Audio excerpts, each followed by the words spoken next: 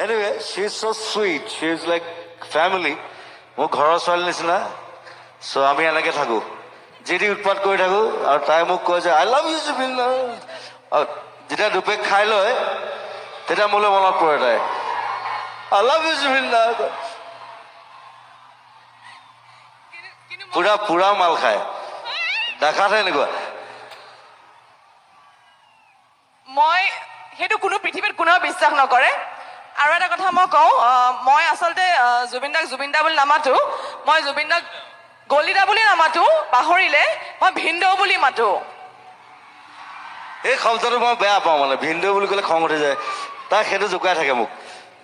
আৰু খালি আটাইতকৈ দম থকা ছোৱালী এজনী দেই অসমৰ।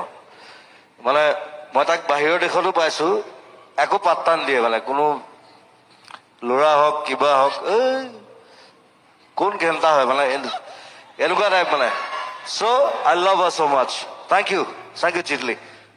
মন যায় মৰু মন যায় গা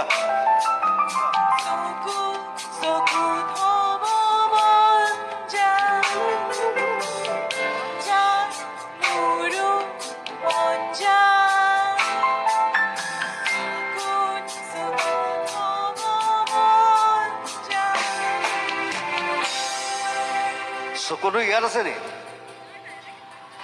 চকুত এনেকে দেখাইছে। চকুটো ইয়ালৈ কেনেকে আহিলে ইমান?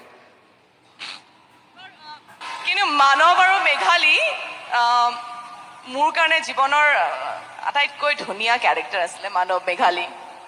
খালি আমি এটা কথা পাতি নাপালো চিনেমাখনত, সেইটোৱে দুখ আৰু মানে অকল চাই থাকোঁতে গ'ল এনেকে। আৰু তোৰ নামটো মেঘালী আছিলে নি? সেইটো আজিহে গম পালো। Anyway, she's so sweet. She's like family. মোৰ ঘৰৰ ছোৱালী নিচিনা। চ' আমি এনেকৈ থাকোঁ, যি দি উৎপাত কৰি থাকোঁ, আৰু তাই মোক কয় যে আই লাভ ইউ জুবিন দা। আৰু যেতিয়া দুপেক খাই লয় তেতিয়া মোলৈ মনত পৰে তাই আই লাভ ইউ জুবিন দা। পুৰা পুৰা মাল খায়, দেখাত এনেকুৱা। মই সেইটো কোনো পৃথিৱীত কোনেও বিশ্বাস নকৰে। আৰু এটা কথা মই কওঁ, মই আচলতে জুবিন দা বুলি নামাতো, মই জুবিন দাক গলিদা বুলি নামাতো, পাহৰিলে মই ভিনদেউ বুলি মাতো। এই শব্দটো মই বেয়া পাওঁ, মানে ভিনদেউ বুলি ক'লে খং উঠি যায়।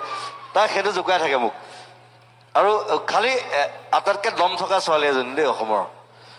মানে মই তাক বাহিৰৰ দেশতো পাইছোঁ, একো পাত্তা নিদিয়ে, মানে কোনো ল'ৰা হওক কিবা হওক, এই কোন ঘেণ্টা হয় মানে এনেকুৱা টাইপ মানে। So' I love her so' much. Thank you. মোৰ ঘৰৰ ছোৱালী কি বুলি মাতিলে জুবিন গাৰ্গৰ খং উঠে? অসমৰ আটাইতকৈ দম থকা ছোৱালীজনী কোন? লখিমপুৰৰ সংগীতানুষ্ঠানত ৰাজহুৱাকৈ ক'লে হাৰ্টথ্ৰব জুবিন গাৰ্গে। নিউজ ডেস্ক ৰিপৰ্ট, দৈনন্দিন অসম। I love you